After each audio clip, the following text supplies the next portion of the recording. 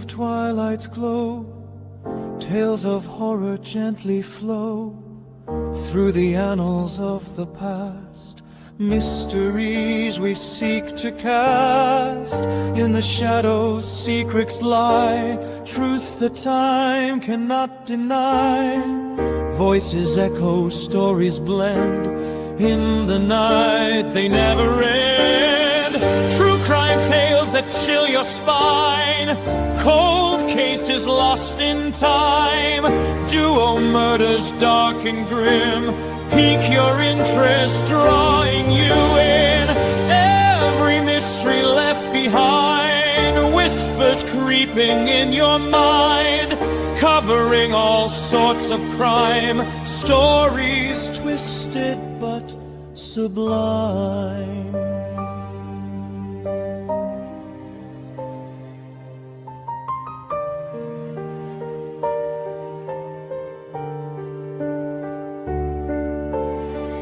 Digging deep through every sign, true crime passion so divine. Hidden clues begin to speak, shadows dance where killers creep. Unsolved threads we strive to keep, burning questions never sleep. Every mystery left behind, whispers creeping in your mind, covering all sorts of crime, stories twisted but sublime.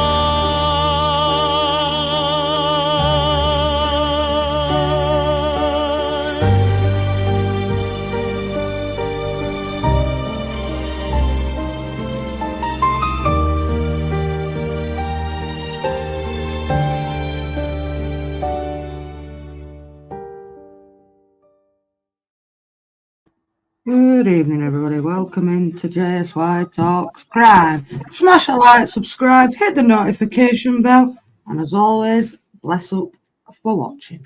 Bless up to Stacey for the intro as well. Done a fantastic job. I'm nervous about that one. I love it. I was singing it. I realised you haven't seen it yet, Renee. Polished. I like it.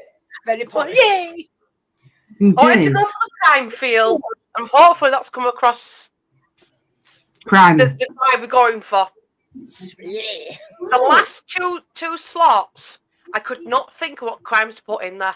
Because it's, when you think of crime, you always think of murder, don't you, really? And kidnapping, you don't think of the other side of crime, like parricide and stuff like that. So it's like, what's the Cybercrime. That's a big one. Yeah. Hi, son. Hi, Guru. Okay, I'm just gonna You should see this dog. He's got mud all over his nose. I know he's mad at me because I won't let him out. Sam, there's Daj make the go on, buddy. This dog. I'm glad this is video with that fucking dogs. I'm telling you, man. I love him, but I'm not getting another dog. I tell you what, I'm so tired of having to clean up I'm glad after you like this the dog. intro. Yeah, I've done a good job. I know Jules and Drula said that we needed a new intro just for the crime night. Just for crime. 2 hours that took me. You would take forever. They do take forever when you try to think of how to extend it and how to fit the song in and like, oh. Big up, Daz, mate. Yo, big up, Alison. Appreciated. Big up, Drew, love. So do you want to give us a bit of an insight into who you're doing tonight, Stace? So this was Renee's request, actually, because she's more familiar than this one. But I'm going to be covering the Gainesville killer, Danny Welling, who inspired the hit franchise, shall we say? Scream. Movie franchise. He's the inspiration behind the mass killer going into student accommodation and killing people. I don't think he was masked, the actual person. I don't think he was actually masked. No. I didn't think he was. His method of killing is twisted. Big up, Kev. Yeah. Especially... They still have not released those crime scene photos. All these years I don't think they should, if I'm honest, because of what I've read. You never will. Yeah. There's, we'll go into it, but there's like one... You do come across this in the presentation. He thought at one point he left a piece of evidence behind. Yeah, love. So he went back and repositioned the body. And he did it just for the satisfaction of freaking out whoever found the bodies. Yeah, knowing that he was going to be shocking people. Yeah. Was the whole point of it. Yep. He was just absolutely twisted. But when he killed 5, was it 4, in 5 days? Big up, Donna. And then they found out he'd actually killed before this as well. They connected him to a homicide. I think it was like a year prior to actually doing the 4 students that he killed. So yeah, quite twisted. I think we had just left. My dad got his master's degree at the University of Florida, which is where Gainesville is. It's where the killings happened. And I think he had just finished that degree. And so we had just moved away a few weeks before this happened. So I was little, my brother was a newborn, and it was bad. It was really, really scary. You left at a good time then, if I'm honest. Exactly. Like my mom used to always talk about that, how we got out just in the nick of time before it all started, because people were terrified. They were absolutely terrified. Excuse me. This one person just brought terror. Yeah. To the point where students actually dropped out of People college. pick up their kids. It Like, was you can so imagine. scared. Yeah. Parents, like moms and dads driving back to pick up your 18-year-old kid from uni. Like, that's what it was. It was bad. And then they were just like, kids would not go into student accommodation. Yeah. They'd happily travel as much as they needed to from the parents' homes or family home, wherever they were, to the college, because it happened in student accommodation. And it was just so twisted. Yeah, it was bad. Who's that? One of them was a police, if I'm not mistaken, a police dispatch. Mm-hmm. And 2 of her colleagues found her. I think that's the twisted. I think that was the twisted one. That was the real problem. Yeah. Yeah. I don't know if I got much detail I've gone into the presentation, but I think it was the dispatch, the young lady who the show's dispatch system. You know which one I'm talking about, the one that sends out the calls to the police. He actually decapitated her head, put it on a shelf. Oh, I haven't finished yet. Posed her body on the bed like she was sat up and had the head looking at her body. Yeah. Oh, no. And the way he did it, it was like the first thing you saw when you came in the Walked in. door. Like, you weren't going to miss it. And he was scared. If I'm not mistaken, I think they looked through her window and saw her sat there with no head. It wasn't until he entered her bedroom where they proceeded to find her head on the shelf. Oh, no. Oh, no. Am I bloody hell for a shelf? His head on the shelf. Sorry. It did kill a male, but the male was just left as he was. He didn't killed him, left him. No posing, nothing of the sort. Just left him. His main target was brunette women. I'm fucking out. Although mine's actually quite grey, so I'll be all right. So yeah, not a nice person. This one's not a long one because he only did. He's Oh, you only did. He was You know, he didn't know. like killed recovered before.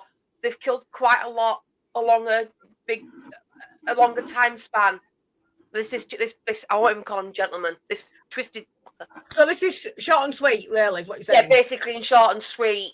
That's what she's saying, folks. 3, shall we say. But one of the most terrifying to date, apart from... I know that the Greenfield killer, he was twisted, but this dude just took the biscuit. Which way, he took a lot of lives, don't get me wrong. He was twisted in his own right. But this dude, what he did to the bodies after the fact, just for the sheer shock value, was twisted. Does anybody in the chat know this one before we get into it? Has anybody I know of it. I haven't. I didn't know about it until Renee mentioned him. So when she did, I looked into him. Yeah, it's because you don't really watch what we have a different. You watch them all over it. I watch Americans as well. I watch loads of American. Yeah, see, for me, Not as twisted as this is going to sound, the American ones are more gripping, just for the sheer twistedness of Atrocities. some of the ones that you cover. Don't get me wrong, Yeah. we've got twisted ones in the UK, but the I don't American think ones are there's just a any whole comparison new not level, and compared to Renee will agree Americans. with me on that one. American one is just a whole new level. Yeah. America's a Whole very new violent, level of twisted. very violent place. Agreed. Over to you, Stacey. Okie dokie. So people have not really heard of him, so this is going to be interesting. Let's give people nightmares, shall we? Absolutely. Get that one up. There we go. Right. So this is the Gainesville killer, Danny Rolling. So Oh, this is Mummy's his back in picture. again. Hi, Mummy. Hello to Sneem and his mother. So this is a picture from, I think it was from one of the court case. Yeah. Because they actually, if I'm not mistaken, they actually aired the trial. They Which did. is- They never showed the crime scene photos. No. Like, I mean, obviously, if you were in the courtroom, you would have seen them, but they didn't release these photos to the public like they do some of the others. So No, but when you do Google him, they do have like people reenacting what they think the crime scene would look like, yeah, or using his modus operandi as inspiration to create crime scene photos. Because I didn't Google the crime scene photos, I Googled the victims, and you see people trying reenacting what things look like drawings and stuff like that. He was quite twisted. And if you like your crime, you like how twisted they are, he's good to study just for how twisted he was. No, it's not the Night Stalker. That's Richard Ramirez, which I plan to do cover. that's another freak. Yeah, Yeah. He was a freak as well. His modus He is, operandi he's was an not angry, the same. Like you'll notice in this one, right? His modus operandi, his victims were all, apart from the gentleman, are all the same. Brunette, female. But with Richard Ramirez, he didn't have a specific target. It was male, female, any age. They were like, you'll do. Any race. You'll do. Yeah, basically, it's anyone he could target will do the job, which made it difficult for them investigating. But I've watched quite a bit of Richard Ramirez, so I'm looking forward to doing that one. I've seen it about 4 times, so I know that one. I like the Richard Ramirez one, and that sounds really twisted, but we move on. Right. Gainesville Killer Introduction. So Danny Harold Rolling was born May 26, 1954. Died October 25th, 2006. Infamously known as the Gainesville Ripper. I should say killer. Ignore that. Well, he was a Ripper, actually. Was an American serial killer. Gainesville Ripper. Yeah, they did. Yeah. Using the word Ripper, that's the thing, so I've changed some of it. Okay. Serial killer responsible for the murders of 5 college students in Gainesville, Florida, over a span of 4 days in August 1990. He later admitted to sexually assaulting several of his victims, carrying out a triple homicide in his hometown of Shreveport, Louisiana, and attempted to kill his father in May 1990. In total, Rolling confessed to the murders of 8 individuals, received a death sentence for the 5 Gainesville murders in 1994, and was executed by lethal injection in 2006. So he got the death penalty. Flat out. Yeah, they still have the death penalty, don't they? Yeah, but they can escape. Some serial killers can escape it if they have if they get broken a deal. Yeah, it's for we'll give you a deal if you sell wet bodies out, kind of thing. But I don't think he took a deal, if I'm honest. So early Why life. would you get these deals? You never mind any of that. I agree. But then I said I agree that the deal should be taken off the table. But then, like last week's one with Ridgeway, there was an ulterior motive to taking the life death sentence off the table because they knew there were more. And obviously, kill him off, find out after the fact that he could have been connected to these other murders and not have the answers. It would have been damned if you do, damned if you don't kind of situation. Yeah. All I'm saying is, Stace, I don't see why these sickos get deals when one, they're going to stay in prison for the rest of their life anyway. And for me, they deserve the lethal injection. I just don't get how we broker these deals with, like. Yeah. It's not really for them. It's for the families of the victims that they haven't found yet. That's who it's really for. Sometimes they do ask the victims' families if they want the death penalty on the table. All right then. Question to you, Pre. If somebody come to you and said somebody had done something to one of your family members, and they come to you and said, "Do you want a lethal injection, or do you want them to spend the rest of their life in prison?" What would your answer be? Well, the answer would be, do you want to know what happened to your loved one? Do you want the body back? I don't know. It depends if they've got body, doesn't it? Life in prison for me, because Yeah, I given the don't death want penalties, given the death penalty is an easy way out. No, I want them to die, like they've done to mine. I can't lie. Yeah, eye for an eye type thing.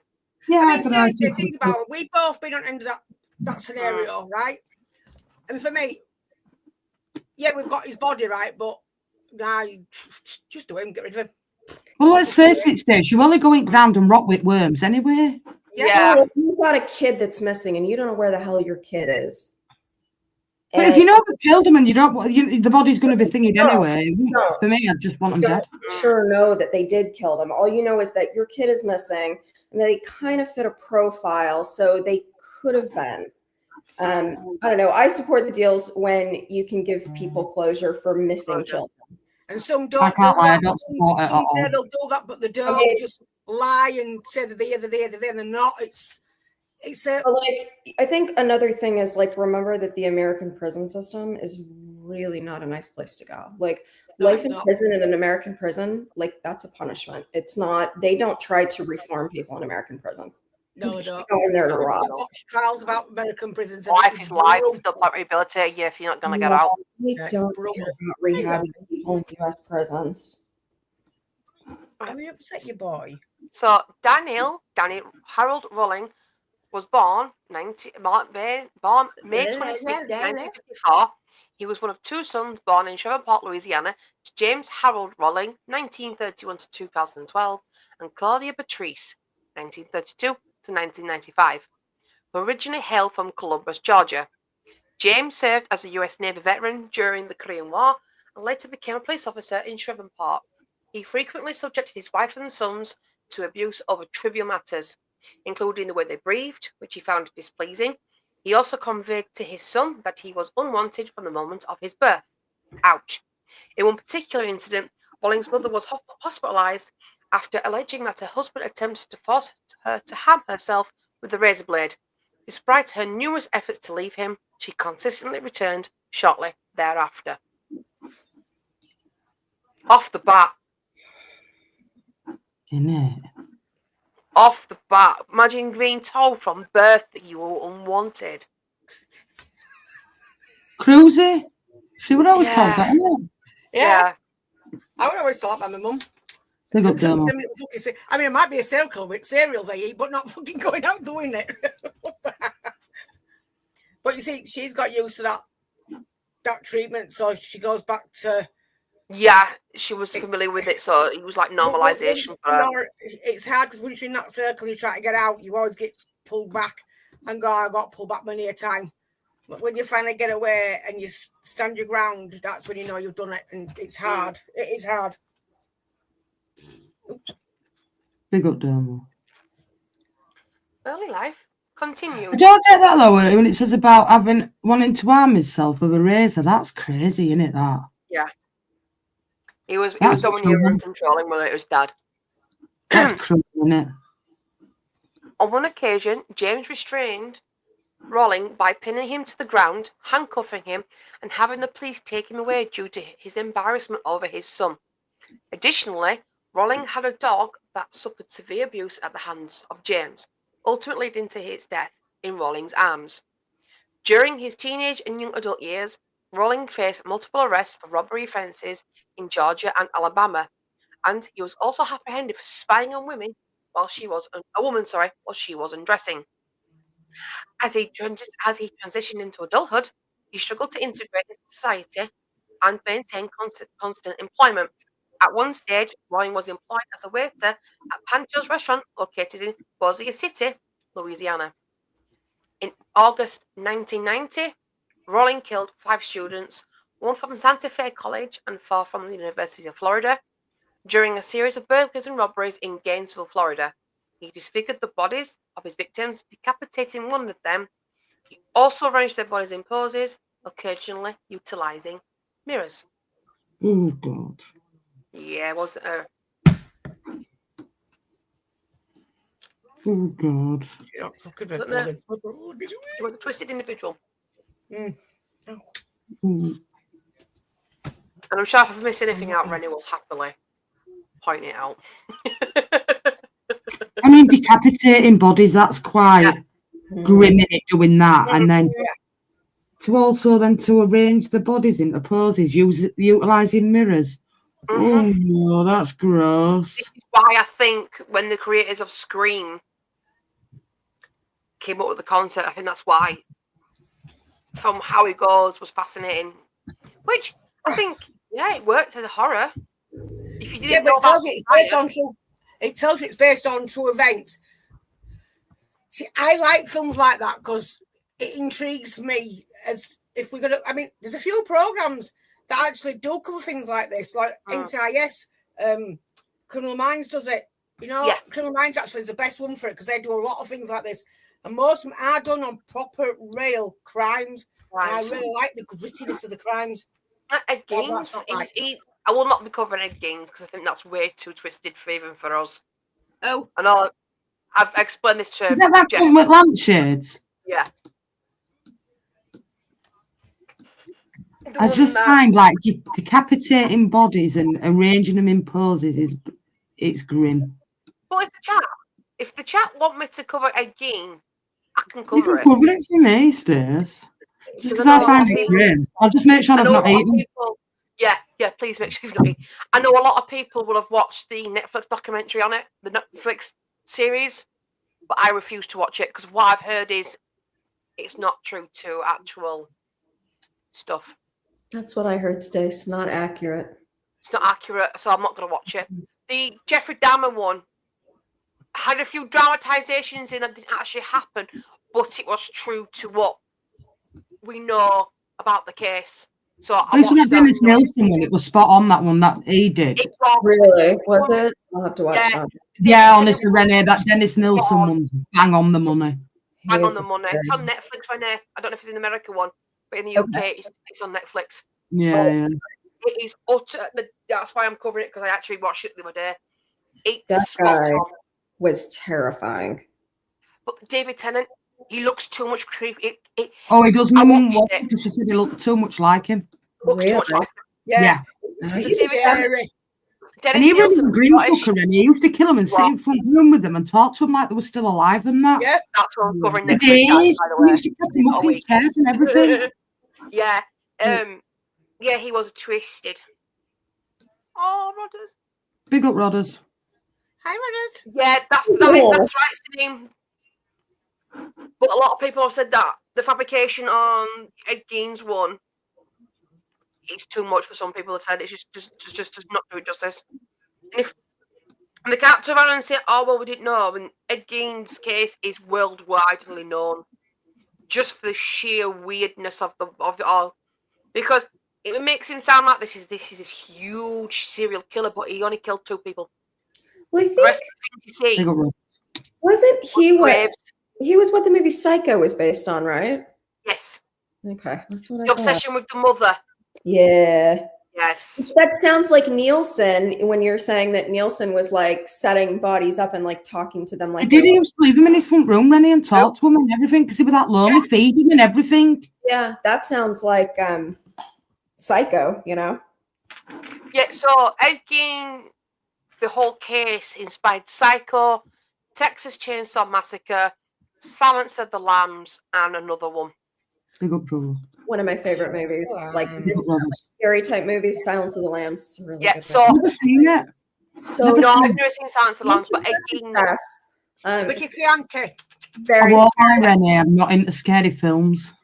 Well, it's like realistic scary. Like it's FBI following. They're finding these bodies, and it's obviously coming from a serial killer. But very scary. Yeah, very well done. Jodie Foster knocks it out of the park.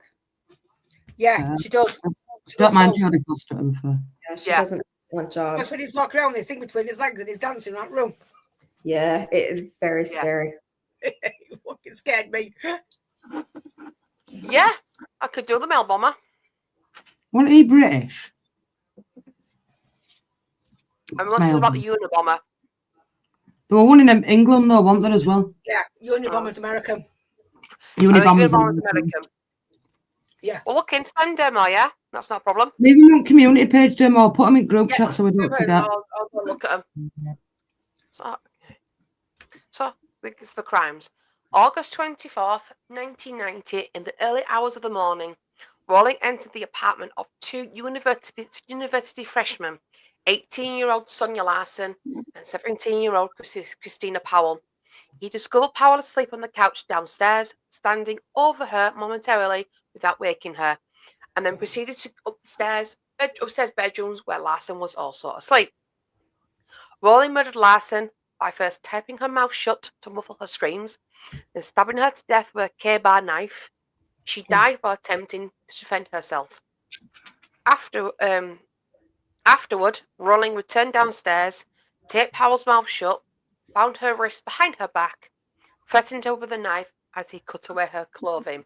He then sexually assaulted her and forced her face down onto the floor, where he stabbed her 5 times in the back, resulting in her death. Following Powell's murder, Rawling went back upstairs and sexually assaulted Larson's lifeless body. He arranged the bodies in sexually suggestive poses and took a shower before exiting the apartment. That's grim. Mm. That's really grim. And so one of these girls, like normally in the US, when you start university, you're 18. The one girl was only 17. Like she hadn't even turned 18 years old yet. So these are like young kids. Like you just drop your kid off to college. I don't even think classes had technically started yet. They were still setting up their rooms and stuff. Like that's just awful. I was, you think you're sending your kid to a safe place when you send them to uni. You know what I mean? Like there's another similar case. There's a very recently. I think it was last year. I think it might be before. I mean, 23, where this bloke did more or less the same thing. I think he managed to kill 5 in the same house. Oh, it was a community. God. It was a community. Because there is similarities between him and Rawling. I think because he targeted college students. Is that all he targeted, though? It wasn't anybody else? It were college students? Yeah. Right. I think it's 2023. I could be wrong. The one person, I'll find it out. He broke. I think he actually went to a section where it was known to be college students. Like we've got like at Leeds Uni. There's like Headingley, for example. You go to Headingley. That's student central. That students go there, they live there. Some of the stuff you'll see them wearing, man. Yeah, that's what he did. He knew the area was more for students, and he went to that area. Yeah, Headingley is quite student oriented. Parking it that kind of way. That's all student. Headingley is an example of knowing it was a student-rich area because it wasn't far from campus and it wasn't far from... This is there's not technically on-campus housing, but it's those apartment complexes that are close to the campus that it's just all college students. That's what these were. So they knew. I mean, it was like the Gator apartments. It's the Gainesville, University of Florida, the Gators. So it would all be these are the Gator apartments. What you're dealing with. It's all college kids. Oh, God. Something worth thinking about, does it?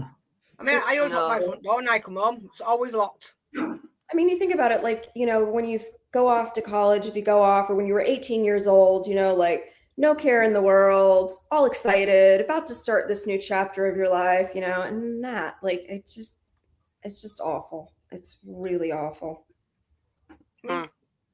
It's also... No, it's not. I don't think he's married, truly. Did he have any kids of his own? I don't think so. I don't think he did. No. Married.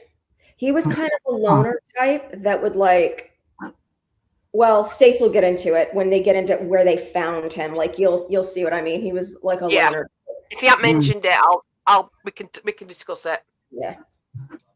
So August 25th, 1990, Rawling unlawfully entered the apartment of Christina Hoyt. Sorry, I've misspelled her name.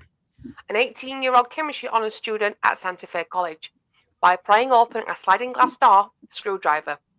Discovering that she was not at home, he waited in the living room for her return. Between 10:30 p.m. and 11 p.m., Hoyt came back from playing racquetball and was taken by surprise by Rowling, who put her in a chokehold. Once she was subdued, he used duct tape to gag her mouth and bind her wrists behind her back. Then he led her to the bedroom, where he cut her clothes off and sexually assaulted her, similar to the Powell murder. He forced her to lie face down on the bed and stabbed her in the back, severing her aorta. He then turned her body over, sliced open her abdomen from her pubic bone to her breastbone. Wow. And her A name was question about him being married. He wasn't. He was engaged to be married. Okay, now. Yeah, Oh, because I've just found it here. I'm trying to remember. He was engaged to a lass called Sandra London. I think she's mentioned in this, not too sure. Yeah, he's a American true crime author. She was engaged to him before he was executed. Yeah. Sounds about right. See? Right. Doesn't look like I don't watch no crime. After returning to his campsite, there we go, this is what Rennie was on about. Walling realised he could not find his wallet. Believing he might have left it at the murder scene, he went back, where he decapitated Hoyt, posed her body in a sitting position at the end of her bed, and placed her head on a shelf facing the corpse. He later stated that his intention was to increase the shock for whoever found her. At this stage, the murders had garnered significant media attention. Many students began taking additional precautions, such as altering their daily routines and sleeping in groups. Due to the timing of the spree occurring early in the fall semester, some students choose to withdraw their enrollment or transfer to different schools. No wonder. We won't fucking problem. Imagine going to school and not coming back home. Didn't it? Don't bear thinking about, does it? No. So on August 27th, 1990, Tracy Powlers, aged 23, resided with her roommate, Manny Taboda, who was also 23. So Manny is the only male victim he has in the college part of things. Rolling gained entry to their apartment by forcing open the sliding glass door using the same tools he had employed before. He discovered Taboda asleep in the bedroom and killed him following a struggle. Upon hearing the disturbance, Powlers proceeded down the hall to Taboda's bedroom and encountered Rolling. She tried to secure herself in her own bedroom, but Rolling broke through the door. He taped her mouth and wrists, removing her clothing, and assaulted her before flipping her over and stabbing her 3 times in the back. Rolling arranged Powlers' body in a posed manner, but left Taboda's body in the position he died. Except for Taboda, all victims were petite white brunettes with brown eyes, resembling Rolling's mother. He targeted him because he didn't want him to come into Because the they room. look like his mum. See, this is what I mean. Yeah. Yeah, I think he did, Kevin. Yeah. That is mentioned later on, if I'm not mistaken. Yeah, but he went for the male because the male was a stronger opponent. Got him in and out, killed him, then gone and got her. But it shows that he just left the male as he was. He left Manny as he was. Yeah, didn't pose him. And like They didn't assault him at all then, no? No, just killed him. Just killed him. They weren't, these two, they weren't like partners. They were just best friends. These two kids living together. Like, yeah, they weren't together. They were besties. They'd been besties for ages. Yeah. So yeah, it just shows, like I was saying, about his modus operandi. He targeted specific women. I don't know if you watched them for a while or I just spotted them and then thought that'll do. Wow.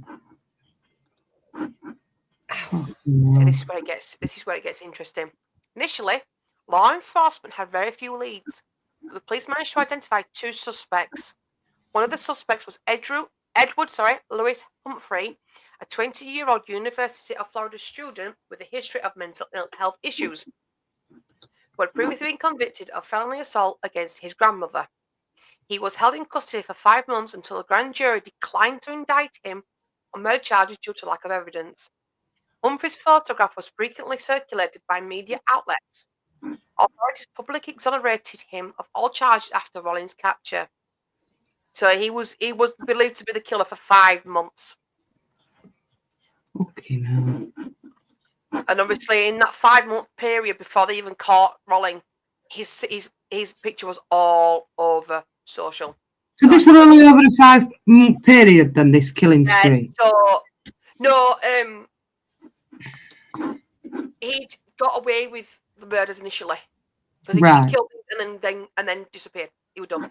Right. But at the time, they thought they had the man, as in they thought that Edward, even though there was nothing connected into the murders, just based on his previous conviction of felony assault on his grandmother. That's the reason why they arrested him. And then obviously, the jury couldn't rightfully say it was him, so obviously he was let go. It wasn't until Rolling had been captured and they found out it was him that they said he'd been exonerated all charges. But at that point, then the damage would have been done to a certain extent. Because the dude had his picture flying all over the news articles. Even despite him being innocent and being exonerated, there still would have been people that would have used that to avoid him. Oh.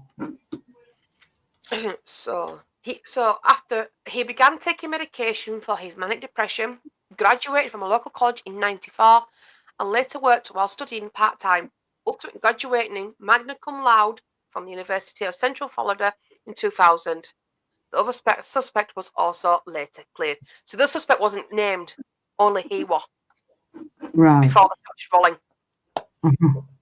So the other person not named, but obviously Edward was plastered. From what I've seen during looking for the pictures of the victims, he was the main suspect for a while, and obviously you'll find out why they came to capturing Rolling. On November 4th, 1989, Louisiana police informed Florida authorities about an unresolved triple homicide in Shreveport. Now, remember, this is where Rollins is from. Detectives observed parallels between the Gainesville murders and the case involving 55-year-old Tom Grissom, his 24-year-old daughter Julie, and his 8-year-old grandson Sean. The family was attacked in their residence while they were preparing dinner. Following the incident, Julie Grissom's body was found mutilated, cleaned, and posed. In November 1990, Don Maines, an investigator from the Florida Department of Law Enforcement, went to Shreveport due to the similarities between the two murder cases. These included the posing of the victims, tape residue found on their bodies, and the use of vinegar to clean off the victims. Sorry. Because it's acid. There we go. Maines reported that they tested the bodily fluids from the suspect in Shreveport and discovered that this individual also had type B blood. He described the match with evidence from Gainesville as a revelation in the investigation. So you got to think back then.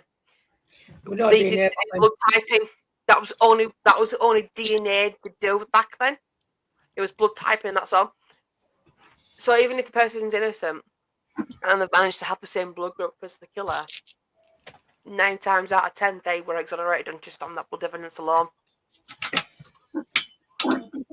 That's why now you're finding cases. 3 open them, don't then check them. Yeah, there's one case I've been watching before my mum joined backstage about a bloke who got done for killing 2 girls 5 years after the fact. Because they had footage of him on the phone. The girls were hiking. Don't know if you're familiar with it. And they actually, the video, one of the girls is recording, and you see him behind them on the bridge. And the girls are recording the hike. And you hear him saying, "Hey, girls." And obviously the girls are going to say no to it, and the go down the hill.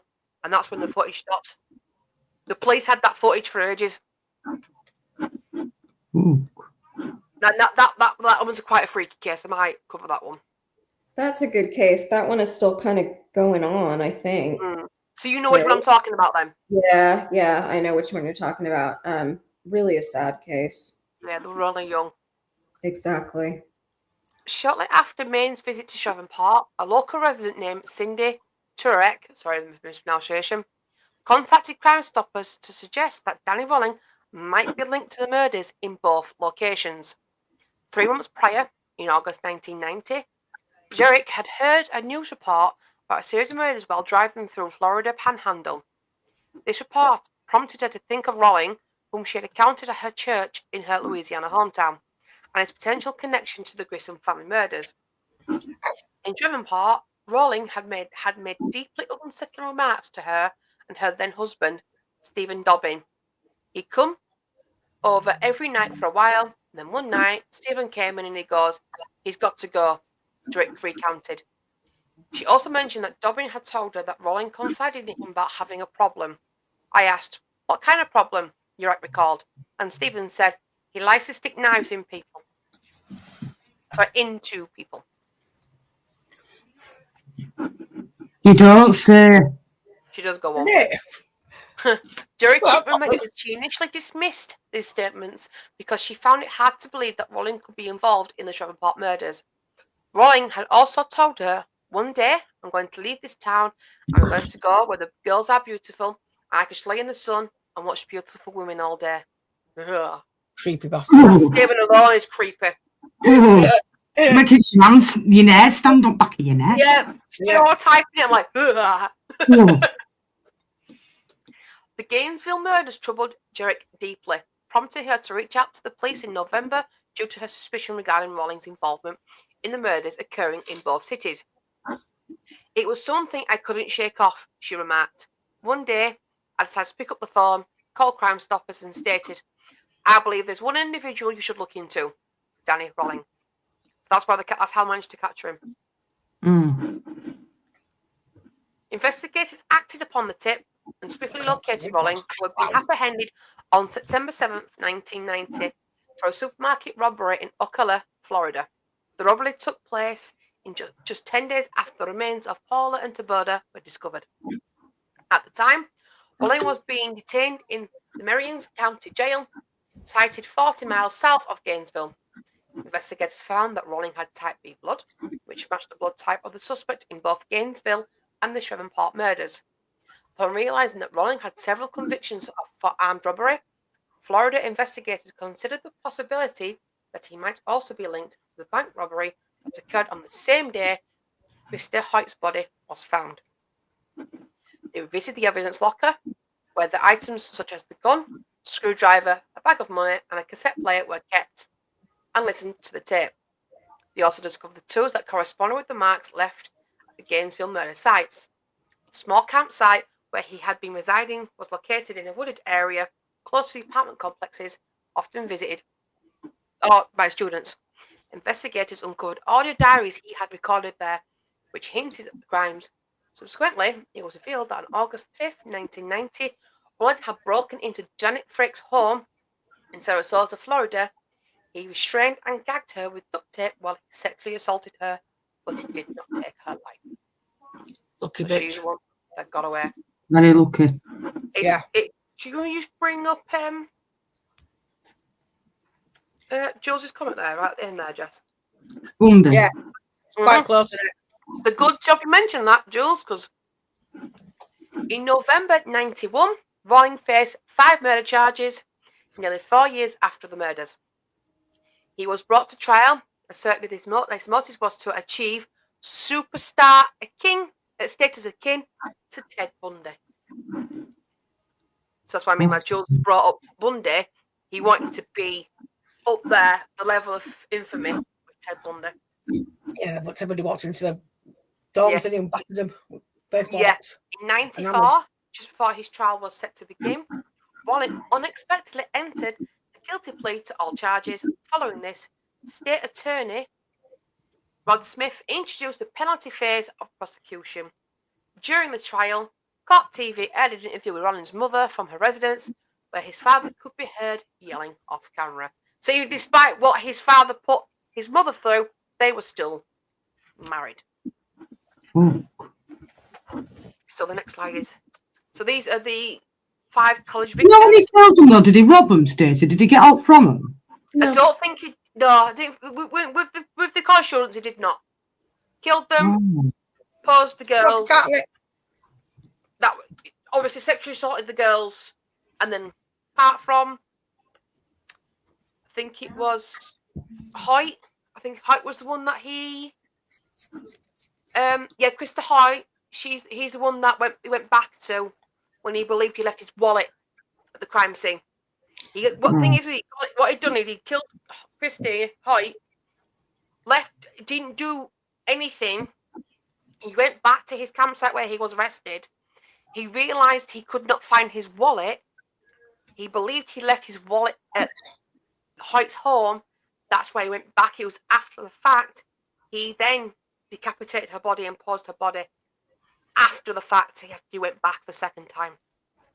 The man's a weird fucker. Gross. So, yeah, there's pictures where, I don't know, I think there might be reenactments, I'm not 100% sure, but of the tent he was literally living in a tent. Oh no, that's crime scene footage. They've got that. Yeah, they also have that's real, where he was living in the woods, camping in the woods at that time. And then there's also audio cassettes where he was like singing and like playing guitar. Like those are his too. Yeah, very. So these victims, we've got Tracy Powles, Sonia Larson, Manuel Taboda, Krista Hoyt, and Christina Powell. So they're the 5 collisions that he murdered. And these are the ones that he killed prior. So Sean Grissom, Julie Grissom, and Tom Grissom. See, that's not being mentioned, but it could be a possibility, or it could be because of how his dad treated his mum. He let his father treat them. So he hated his father, but then also hated his mother for allowing her to treat him that way. Because you'll find that they'll go for the female side rather than the male side, because they see females as weaker than the men. Like you said, with Manny, he went for him first because he knew it was a male stronger than the female. Yeah.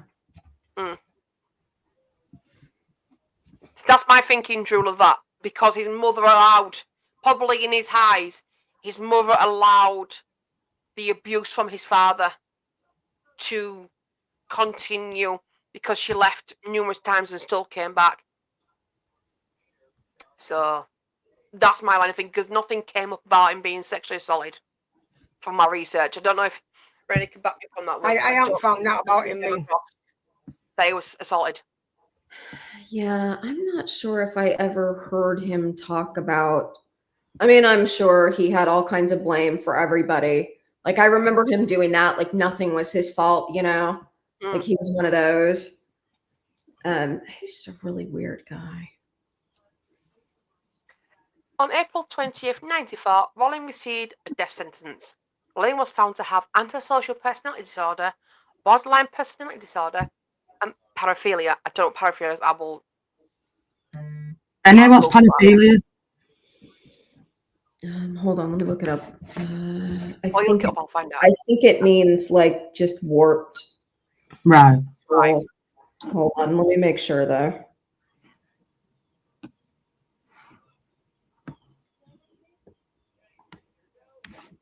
Could be, Jules. Paraphilia is a condition characterized by unusual sexual desires, typically involving extreme or dangerous activities. I bet you the stabbing was part of it. Yeah. Ooh. Because he was, remember it said when that person like he's into stabbing people, like, or putting knives into people. Weird. Is weird. Just prior to his execution in Florida for the series of murders in Gainesville, Wallen took responsibility for the Shreveport killings, providing his spiritual advisor, Reverend Mark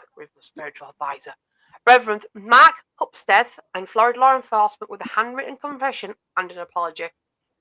For his final meal, Wallen chose lobster tail. He sang a gospel hymn, but he did not make a statement right before his execution, which was observed by numerous relatives of his victims. Wallen was executed via lethal injection at Florida State Prison on October 25th, 2006. After the U.S. Supreme Court denied a last-minute appeal, he was declared dead at 6:15 p.m. Eastern. Was it EDT? Is it Eastern? Eastern. Yeah, it's Eastern. European Eastern time. Yeah. Right. Thank you, Renee. that could be Drew, that you could be right there, Drula. You could be right. So according to reports, they say that because his mum said something about that, his father was mentally abusing, but never mentioned physical. As in But sex. yet I she mean, was it might be actually sex, hospitalised because he forced her to. He forced. Further along, it does state that his father forced his mother to harm herself. Yeah, but what I'm saying, no, I'm saying that he never suffered abuse from that kind of abuse. He had the mental abuse from his dad. Did Rawlings? That's what I'm saying. Yeah. Yeah, he So won't you went wrong there, physically. didn't you say? So you won't listen to me. Well, no, because the only one incident I mentioned was that his father pinned him down, handcuffed him, and sent him to the police. Yeah, well, his dad was abusive towards him, Yeah. mentally. And apparently, I've read that he's never turned around and said that he was physically abused by him, but was mentally abused by him. Well, didn't they also say that the dad killed like Rollins' puppy? Yeah, his dog. So his that, dog. right, And they're he rolling down. beating animals to death. Like that's serial killer behavior from the father right there. Yeah. That's what they say the start. They say the start small, don't they? Defensive animals and stuff. It just makes you wonder about what the father got up to, you know? Yeah. Exactly. These killings would later go on to inspire the movie franchise Scream, using a mass killer who attacks students. And that is it. There is the Gainesville Killer. Danny Rawlings, what are your thoughts? Psychotic, twisted motherfucker. There are some good documentaries on him. If you'll just look on YouTube, do a search for Danny Rawling, there are some good documentaries, like well done, where they've got like footage from when it happened, and like you can see how terrified people were, and it only went for a couple weeks or something, but like it cleared out that campus, like and that's a big college. It was just really scary. And the two girls I'm talking about is the Delphi murders. Yes. Yeah. No, I've never heard of that neither. Yeah, that's a scary one. And like I said, that one's still working its way through like court, I think. I don't. No, it's been done for it, I think. Is it done? Okay. Done. Okay. So if I like. Yeah, that's the point. He didn't make any admissions as to why. Just that it looked like his mum. That's as far as he went. Maybe because he saw his mum, but he needs a target, and he thought it really needs a target to do. I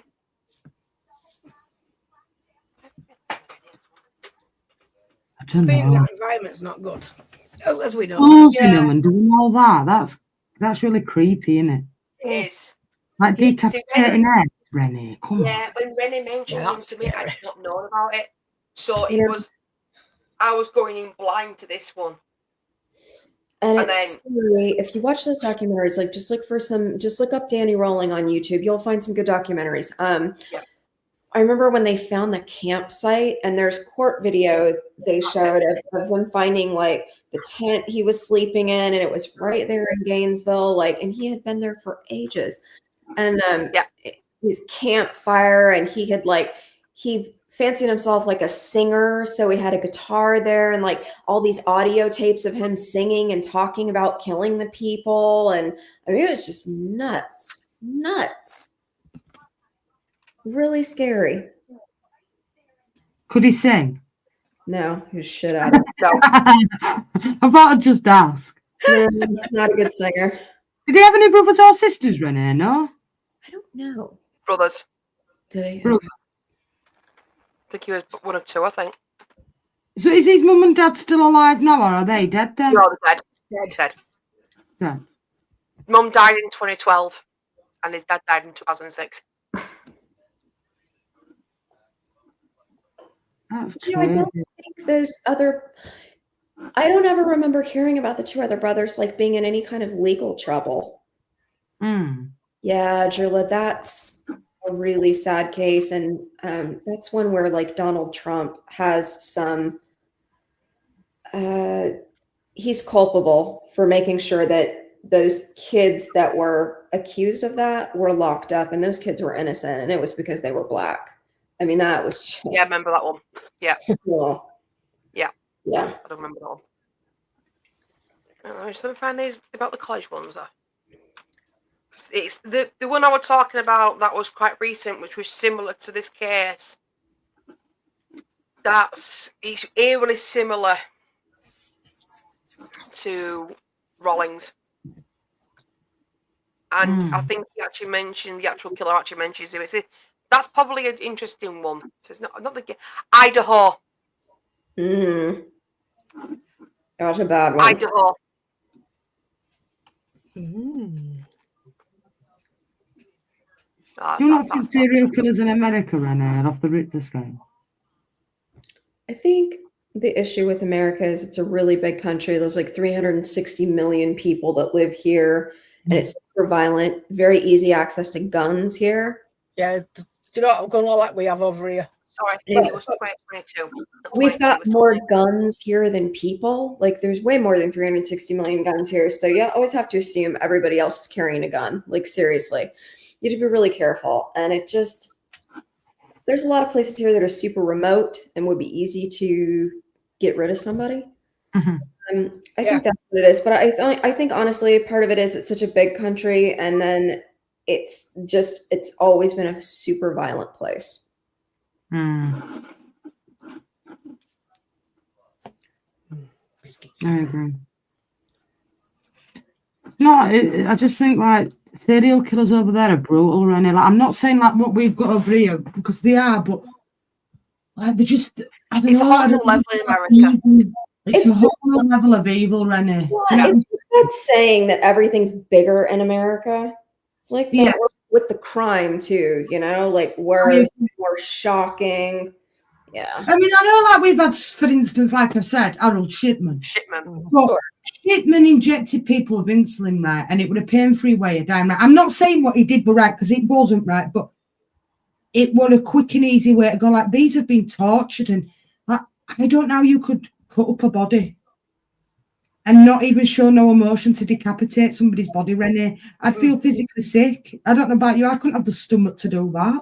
Right, Sutcliffe, like Sutcliffe to me is the most, he reminds me of like an American serial killer, like going after people with the hammer and like just to kill people. Like Sutcliffe, I think just hated women.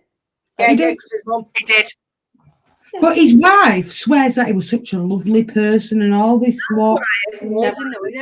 Never raised a finger to her. Never did anything. That's like that other serial killer that the one of the early ones Stacy did. Not Ridgeway, but the one who worked that he worked for ADT, the big alarm security company here. Like they do like home security alarms. And like if you talk to his daughter's been very open. Like she's let them do MRIs and stuff of her brain and trying to figure out, is there some kind of like a genetic something like that goes wrong in your brain that makes you that way, right? But like she's been super open about talking about her dad, and she's like, he was just like a normal dad. Like you would never have known he wasn't violent, he wasn't mean, he was like no daughter. God-fearing, totally different person, but when the doors are shut and they go outside. Yeah. Really strange. Actual personality sort of thing, like living one life when you're at home with family, then living. Yeah. It makes you wonder because his daughter has no reason to lie about all. Like she's been very, very open. She's been really good about it, and she's done nothing wrong. You know, like you can't pick your parents. And true. No, I feel really sorry for her and her brother. The brother doesn't really want to talk about it, but she's been pretty open and like. I think it scares her as much as anybody else. She's like, study my brain. Tell me if I have some kind of weird gene that like, is it going to make me horrible? And there's nothing weird in her brain. You know what I mean? Like it just, I feel sorry for her. You know, I feel sorry for her. Yeah. But there's a question for you, Renee, right? And there's a lot of documentaries. I'm just sure Stacey's watched a lot of them in England. Do you think you're born a murderer? Like you're born to kill? No. I don't think so, but I think, you know, they have found like a link between like early childhood, like really serious head injuries.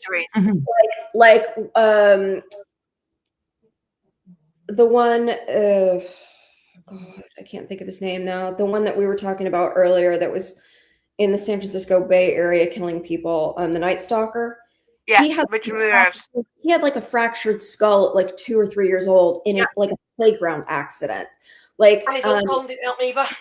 he had a screwed up home life. He had a really, really bad head injury. And like when they were like looking at a lot of these serial killers, they found like there would be some like a really serious head injury. Not all the time, but like more than like there was some kind of a statistical link between the bad head injuries. So it's like a bad combo. Like you have sketchy parents, or you have something bad happen in your childhood. Maybe you have a bad head injury, and you have some kind of genetic predisposition to I don't know. I think it's just like a really bad combo of things. It's just because I hear it a lot of the time, like when I watch crime documentaries like that, are people born to kill? And I just wonder what your opinions on it were. So I don't think anybody's born evil, but I do think that you can have like a genetic predisposition to like a mental illness, and then you can be abused and as a child, because most of these, if not every one of them, has had something bad, except maybe Ted Bundy. When they talked to Ted Bundy, he couldn't come up with like his parents didn't beat him. Like nobody was bad to him. So I don't know. That guy was maybe because that guy was just evil. He was just really bad. Yeah. You know? I don't think you're born evil, but like Renee said, something that can happen in childhood. Yeah, something triggers it, doesn't it? Trigger it. No, that would be my guess. Because I'm trying to think Dennis Nielsen. He, from what I can just off the top of my head, I think what really triggered it for him, he didn't have a really good childhood neither. But when his granddad died, he was really, really close to his granddad. They actually had his body open casket, and he was quite young as well, I think about 8. He actually had his grandfather's body in the casket open in the living room. And his mum came and got him and showed him his grandfather dead. And he just state from that point, he became fascinated with death. So what about Sutcliffe? You're saying was he beaten by his parents, or? I don't think he was he? I think it was his dad. His dad did. Let me double check that actually. I can't remember. These are the pictures that we were talking about, Renee. These are the ones that. So these ones are actually real from the car. Yes, those are real. Those were actually shown at trial. Dad! Sorry. So look. Don't tell me he's just watched Strictly Come Dancing. No, I'm a celebrity. Yeah, it's gotta be. It's gotta be. I'm a celebrity, right? Yep. How many people in chat are laughing at that one? Yeah, again, Dad, I'm so glad you waited till we were done.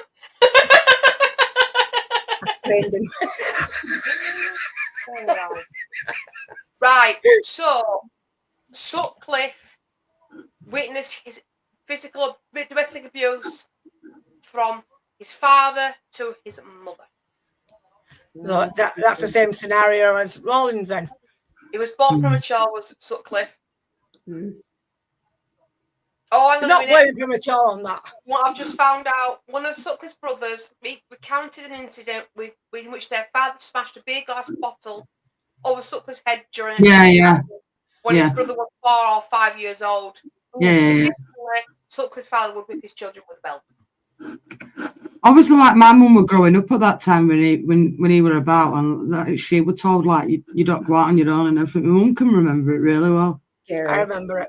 Yeah. Scary. I saw Yeah, a documentary it was like some documentary. I think it was on Netflix. It was very good, scary. Mm-hmm. You know, just. Can I ask you though, why? Right, so with them students, then going back to that case, why was Scream made on that killer? I think it's how he actually, he was a mystery. No one knew who you are. So was on being able to kill these students in such a short period of days. And just got away with it. Got away. That's my next one, Alison, Yorkshire Ripper, after Stacey's done hers next week. So yeah, I've always thought Scream as more of a, don't take this wrong way, more of a comedy film. I don't see it. Yeah. It's got rules. But Yeah, I it's think it's about the the whole. I've not really thought Scream Cruise is a No, I scary, think it's the scary whole him film. using That's not what I've watched. not always sort of telephone call type of thing. I think it's Yeah, but the the thing whole is- breaking into student accommodation, targeting students, Yeah, Rolling's girlfriend. Yeah. Sorry. stabbing them, and then literally getting away with it. I think the whole presence of him attacking students, being unknown to the students, these students were just random attacks for him. He didn't know them, and using simple tools like a knife, and then getting away with it. It had to do with going after college kids. Yeah. 'Cause that Scream, like that whole thing. Remember, like on one of them, like he shows up at the college campus and is like, you know, doing the Ted Bundy, trying to get into like a sorority house, and like that was in part of one of them. But yeah, like, I think it had to do with just going after college kids. College students, yeah, the whole presence of him going after, because I don't think before Rowling any college students were specifically targeted. Do you know what I mean? They weren't like, Yeah, apart and from the one in 2022, Rawlings is the only case that I know, apart from Ted Bundy, but he didn't just target college students in their settings. I think that's the thing.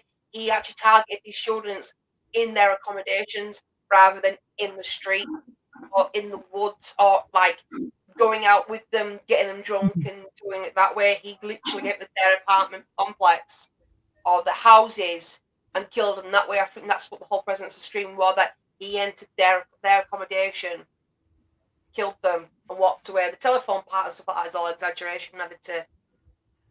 What about the female killer? I'll remember her name in a minute.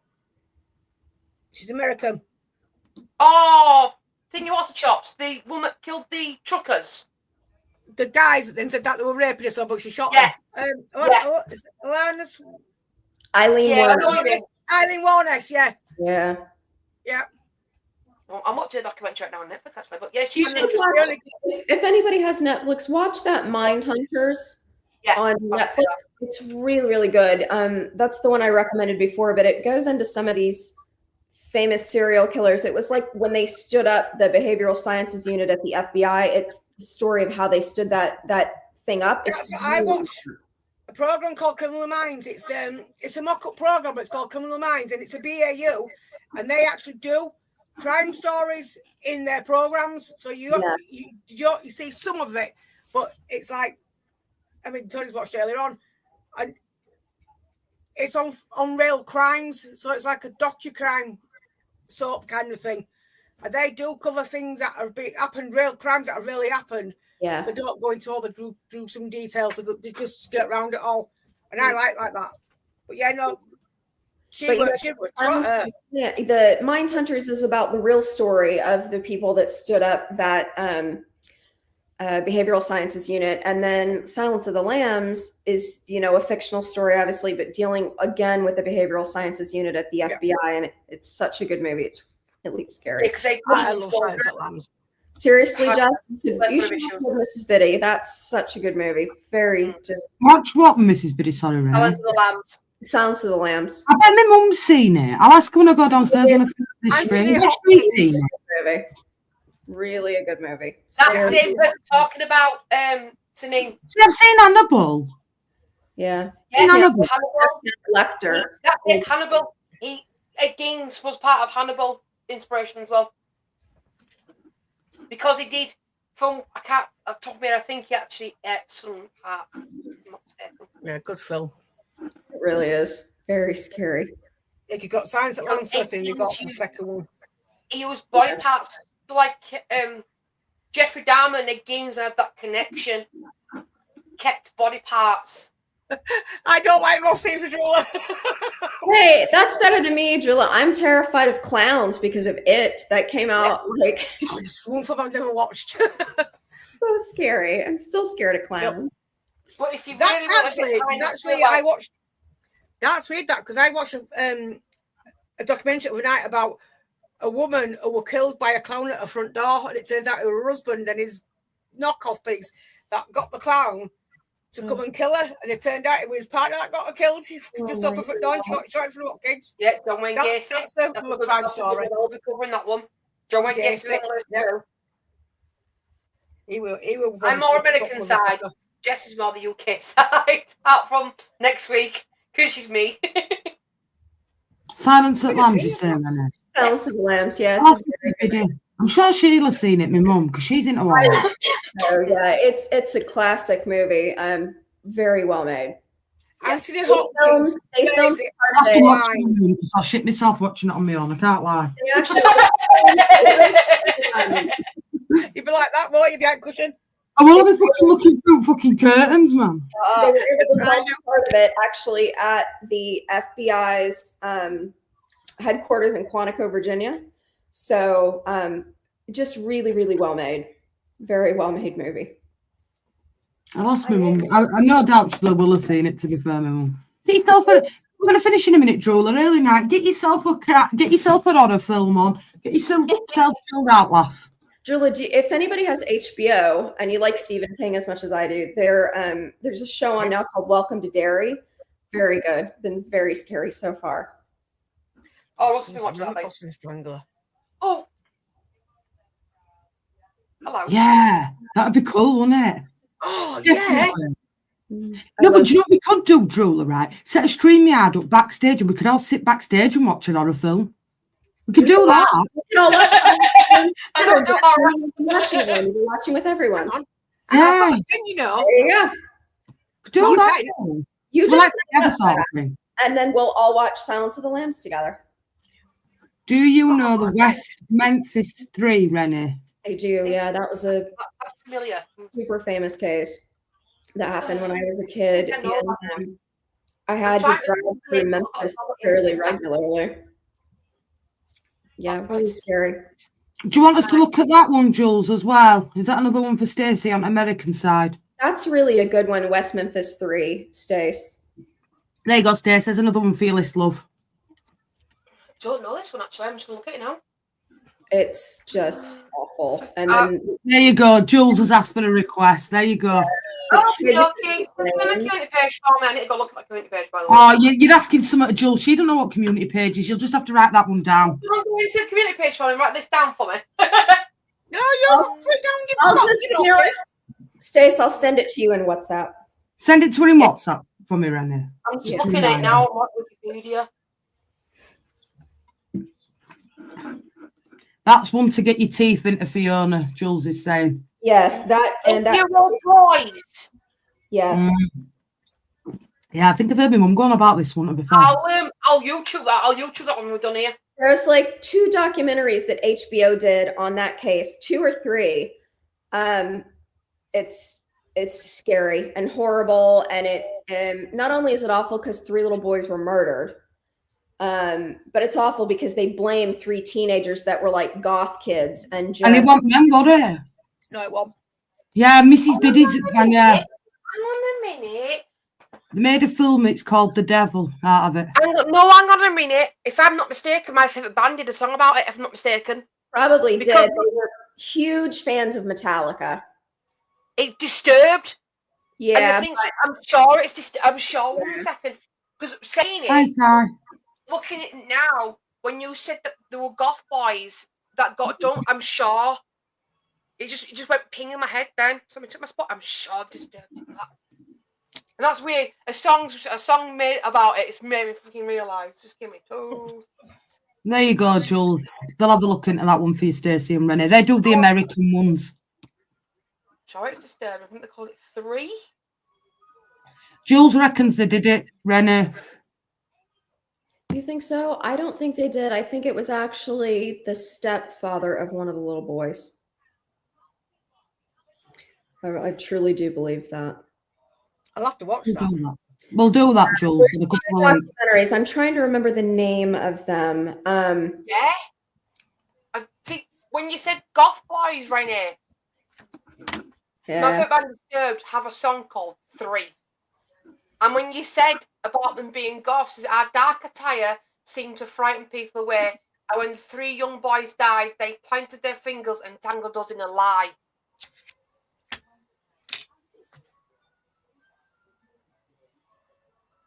They blamed the devil for the heinous of their crime. It was called Paradise Lost is the name of the documentary.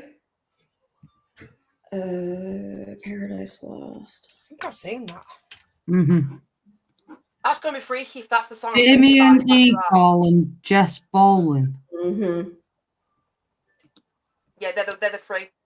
Here, I'll send this to you, Stace. Actually, let me put it. I'll put it in the. Put it in the. Are you in our true crime duo stream? We've got one on my WhatsApp group for that. Yes, I have. Let me see if I can put this Yeah. in WhatsApp. So basically, Disturbed released a song called 3. The song is Right. about West Memphis 3.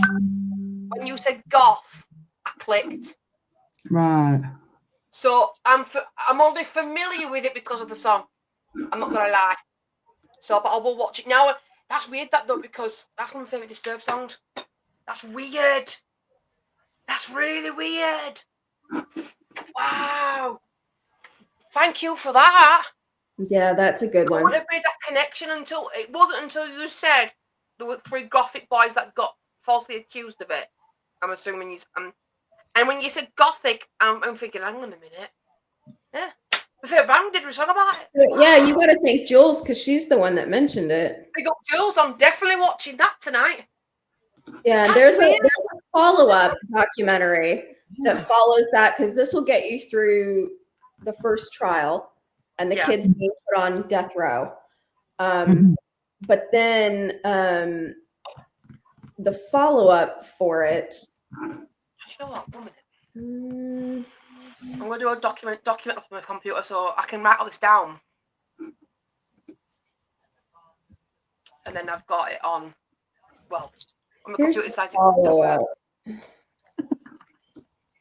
Pack it in.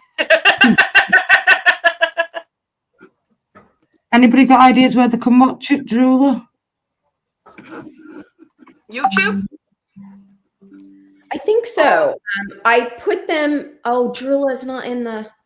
Drula's not in the chat. Can somebody send it to I Drula? can. I've got Drula on Facebook. It's all right. As well. Right. Send So them. we've got- Send those documents. Can you forward those documents? Yeah, it's all right. I can forward them to Drula. Don't Right. worry. Memphis 3. Who else was mentioned? I'm gonna write. I'm gonna type them all up. Type them up and then I'll print it off and I've got it in front of me then. Do you know what you said then, Stacey? Tie them up. Listen, not you, Kinky.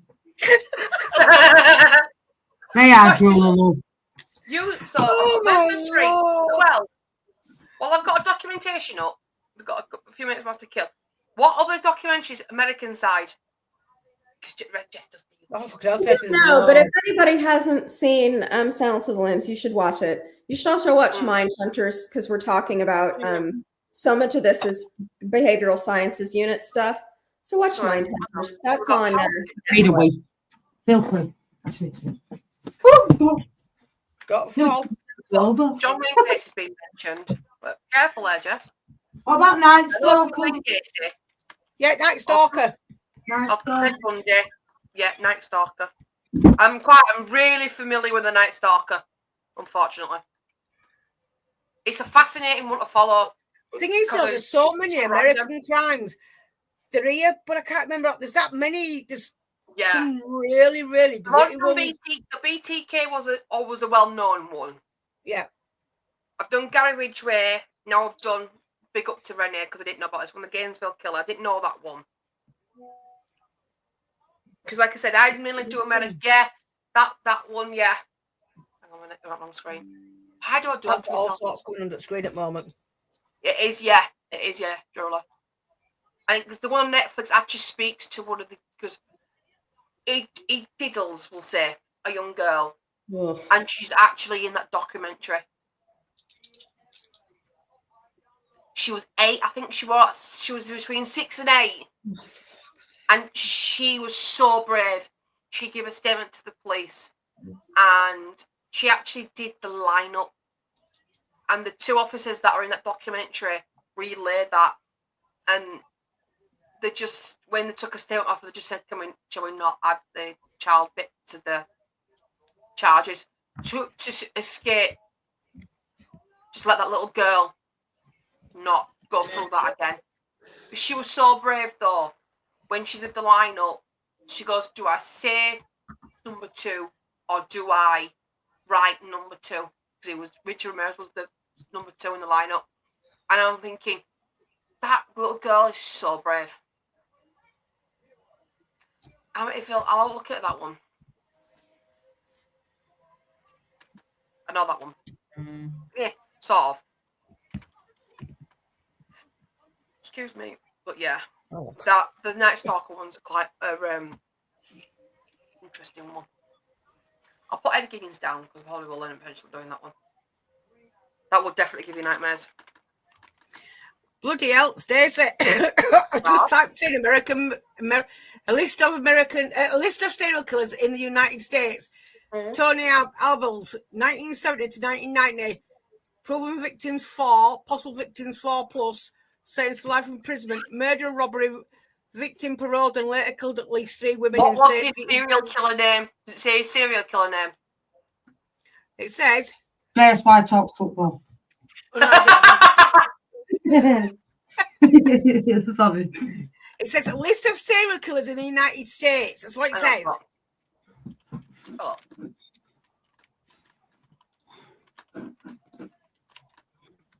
Because some of them I don't know, but then I want to look at documents like, yes.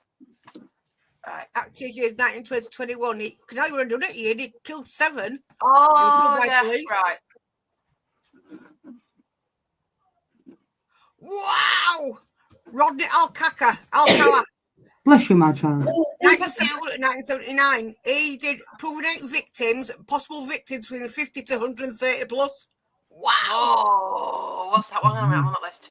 Oh yeah, it's sometimes called the Dating Game Killer because of his 1978 appearance on the television show The Dating Game in the midst of a murder spree. I know that one. What about him who were on Bullseye? He was a fucking serial killer. He was, wasn't he? Yeah, that's another one I can do. That's a British one. Yeah, see, I'm also British ones here. I've already got my list. Don't you worry about that. Oh, obviously, if anyone wants to do the Son of Sam, David Barowitz. Like I said, we've got plenty of shit to be starting on here. Loads and loads and loads. I'm typing all up, so I've got a list. I've already got one, you see. I'm all right with British ones. I'm all good. That's why I left you with American ones. We utilise each other's strong points. Yeah. There's one I've just seen that I recognise the name. I'm going to find it.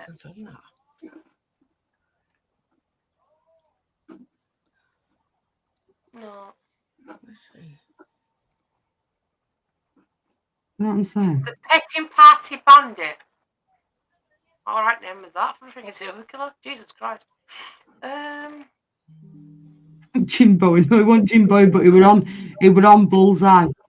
Yeah, well, Pembrokeshire, he killed a few people. There's actually a real life dramatisation done on ITV, like the Dennis Nilsson one. If anybody wants to watch it, that's pretty good as well.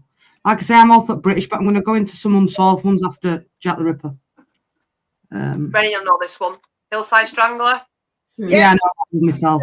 That was like the 70s, right? Uh-huh. Yeah. They said, check your Facebook. If you've got that, I've just sent you. Yeah, Richard Ramirez, go back to the Night Stalker. That guy's buzzing because one of the detectives that was investigating his murders and killing spree was also the detective that did the Hillside Strangler as well. Mm. So have you ever seen that program called Prodigal Son? Yes. No, I haven't. His father was a murderer and had a body in the cellar, and that was something like him not knowing that his dad was a murderer when he was a kid, and then he started having flashbacks. Yeah, I'm doing this one. Put him in chest and everything.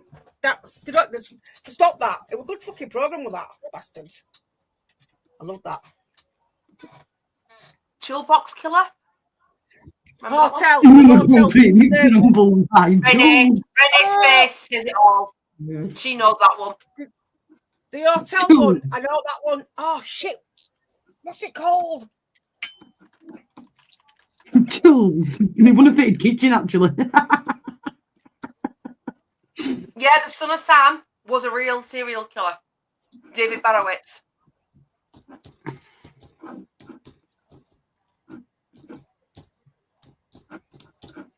The Zodiac one. I used to put on Bullseye. I'm not worried.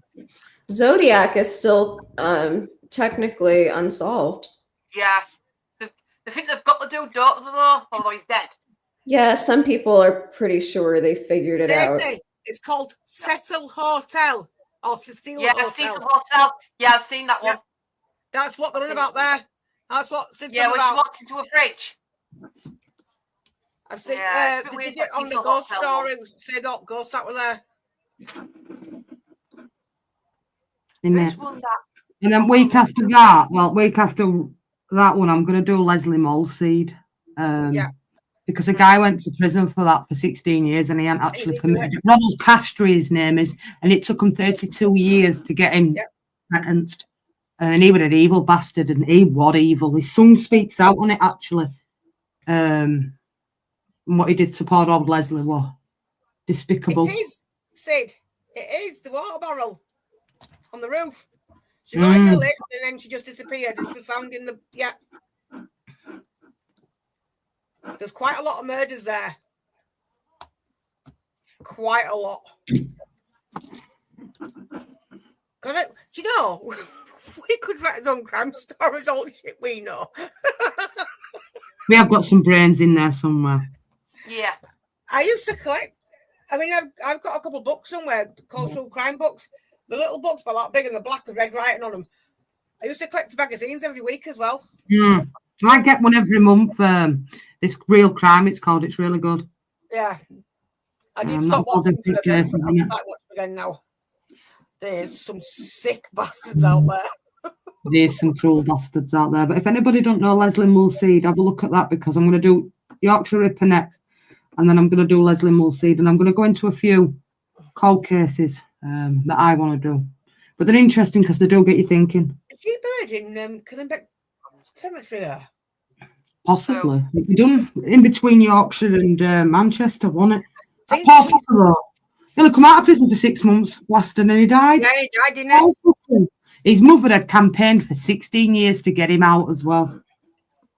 Absolutely. That fucker's a myth, though. He's crying now. He'll be pissing in that wardrobe because Arsenal shit. Yeah. Sorry, I forgot to tell you they're quite... Yeah, they're little. Is it? Right. Thanks for the heads up, Trula. quite in depth, them ones. Right, kids. I'm going to wrap this one up. We will be back live tomorrow to do a Watford, a Birmingham. If you have got any suggestions, like we keep saying, feel free to put them on the community page. We will try and get through each and every one of your suggestions. But next week it is Dennis Nilsson. Then I'm going to do the Yorkshire Ripper. And then I think, what are you going to do? Are you going to do that West Memphis 3 after that? I might do the West Memphis 3, actually. There you go, because Jules didn't ask for a lot. So we'll do that just for you, Jules. Just for you. Like I said, we do appreciate your time and effort. We do try to make these polished and a little bit knowledgeable. So, you know, it's away from football, which I do enjoy. I can't lie. It's nice to just have an hour and a half chat away from the football. But bless up to everybody. It's appreciated for watching. Make sure you subscribe on both channels. True Crime Duo, JSY Talks Football. And on that bombshell, good night, God bless. Thank you for the weekend as always. It's been an absolute pleasure. And it's a good night from me. It's a good night from her. It's good night from me. It's good night from all of us and the squeaky chair. And as Nye would say, it's a bye from her. Please do not have nightmares. Please sleep well. And like I said, bless up to everybody because you keep it respectful. I really enjoy it. And like I said, we wouldn't be here if it weren't without you guys. So you make this what it is today. So bless up to everybody. Thank you so much. Absolutely, Jules. Take care. And we'll see you all again soon. Absolutely. Look under your bed. Don't have nightmares. Please sleep well. And we'll see you all again tomorrow. Peace.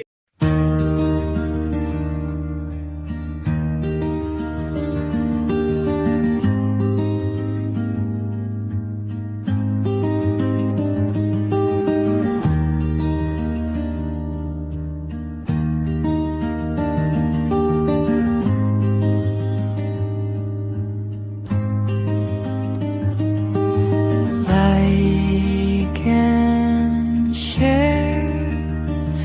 We